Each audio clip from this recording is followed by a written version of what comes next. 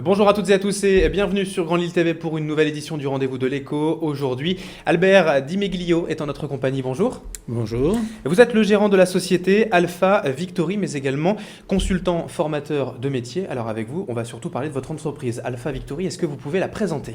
Alors Alpha Victory est une entreprise qui a été créée en 1993, qui maintenant mène sa petite vie tranquille, si je puis dire, malgré la crise, et qui voudrait se développer. Donc actuellement, j'aimerais développer mon activité dans la région du Nord, et puis essentiellement toute l'activité au nord de Paris, on pourrait dire comme ça. Alors ça, c'est pour présenter globalement et l'historique. Le concept d'Alpha Victory. Vous êtes consultant formateur, vous, de métier. Oui. Qu'est-ce que vous vendez finalement? Alors je vends de l'activité de conseil et d'organisation, enfin centrée sur l'organisation, et également de la formation qu'on appelle souvent les outils qualité. Alors ça consiste en quoi finalement le contrôle qualité, ce que vous formez? Alors on fait d'abord une distinction entre la qualité produit et la qualité système. Donc ma spécialisation, c'est l'organisation sur les systèmes. Je ne suis pas un esprit universel, donc je ne peux pas connaître tous les métiers. Par contre, je me suis spécialisé sur tous les outils ou la grande majorité des outils servant à l'organisation. L'organisation, c'est-à-dire c'est le management pour les dirigeants d'entreprise, c'est encore autre chose? C'est le management. C'est-à-dire que c'est un mot qui est adopté pratiquement en France, mais c'est essentiellement la direction d'entreprise, pour être franco-français.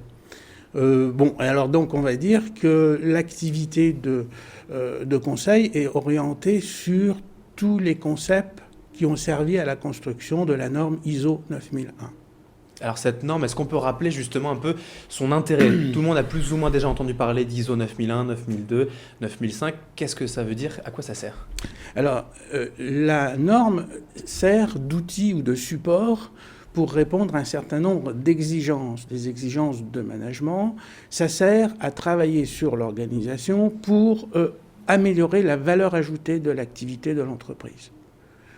C'est quelque chose d'essentiel aujourd'hui pour les entreprises? Ça me paraît essentiel. À une époque, on avait estimé à une perte de coût de revient dans la production de l'ordre de 10 à 20%. Ça dépend des activités. Ça sert à quoi? Ça sert à gagner de l'argent supplémentaire ou c'est un critère pour les clients des entreprises? Alors, le meilleur argent gagné, c'est celui que nous n'avons pas gaspillé. Donc souvent, à une époque, on parlait de la qualité, c'était les actions anti-gaspi. Là, on s'aperçoit qu'il y a souvent des problèmes au niveau des interfaces entre les différents processus. Alors, il y a des mots comme processus qui ne sont pas familiarisés ou familiers à certains entrepreneurs, d'où mon intention de développer mon activité de formation. Donc ce n'est pas forcément la chasse au gaspillage, mais pour le zéro déchet ou le zéro papier, ce que vous faites, c'est plus pour un processus, système. Comment ça fonctionne en fait? Qu'est-ce que vous aidez? C'est plutôt un ensemble de processus. Donc c'est justement de travailler sur le gaspillage, éviter le gaspillage, mais ce n'est plus suffisant. Donc c'est pour ça que le gaspillage, on travaille. Quand on parle de gaspillage, on parle essentiellement du produit, du rebut qui coûte.